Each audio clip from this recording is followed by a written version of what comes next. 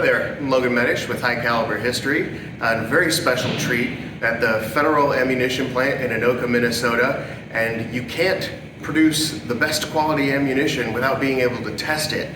And that's something Federal's been doing since the very beginning, and they do it with the firearms that they keep stocked in the gun room, which is where I'm standing, and I'm holding the genesis of that testing program. This is a Winchester Model 12 pump shotgun that they have factory log records and checkout information dating back to August 28th of 1937. This was the first firearm that Federal logged in as a test gun that they were using to make sure that the shot shells they were putting out were of the highest quality. And this gun is still in their inventory today, one of the many firearms that they have, so that they can ensure that no matter the age of your gun, that the brand new ammo that you're buying off the shelf from Federal is going to operate exactly as it should.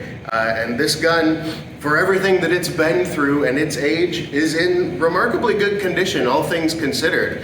This is not something I would snub my nose at if I found it, at a pawn shop or something like that. You wouldn't know that this gun has fed the tens, if not hundreds of thousands of rounds that it has through the years.